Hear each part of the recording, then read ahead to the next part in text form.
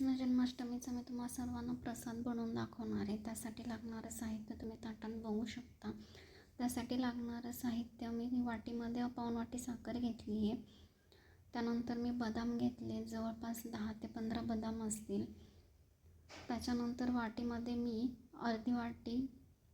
अर्धा चमचा मी ओवा घेतला आहे आणि अर्धा चमचा मी खडीसाखर पण घेतलेली आहे.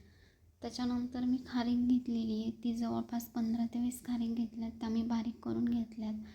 त्याच्यानंतर मी खोबऱ्याचे 2 जवळपास खोबरे खिसून घेतलेत, जेणेकरून ते मिक्सरला काही प्रॉब्लेम येऊ नये म्हणून, आणि त्याचं जे साल असतं ते वेस्ट जाऊ नये म्हणून ते मी साईडला काढून ठेवले.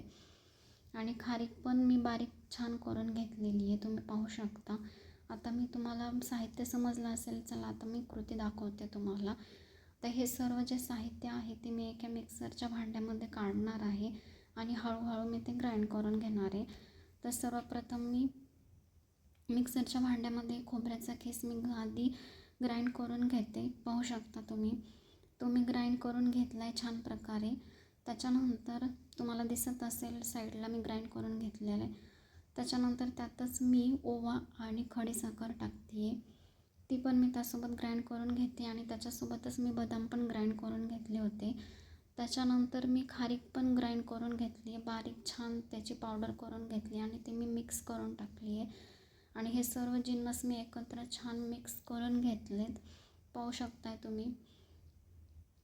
आणि हे सर्व छान एकत्र एकजीव करून घ्यायचं. आणि हा जो प्रसाद आहे अतिशय टेस्टी होतो आणि ह्याच्यामध्ये तुम्ही भरपूर सारे ड्रायफ्रूट्स पण टाकू शकता, पण मी जेवढे घेतले तेवढ्यानुसार पण ह्याची टेस्ट खूप छान येते. तुम्ही सर्वांनी करून पहा. आणि तुम्हाला जर रेसिपी आवडली असेल तर माझ्या रेसिपीला आणि माझ्या चॅनलला लाईक करा, शेअर करा, सबस्क्राईब करा आणि करून पहा. ही रेसिपी तुम्हाला दिसत असेल की ती आउटस्टँडिंग झाली आहे आणि तुम्ही सर्वांनी पण करून पहा.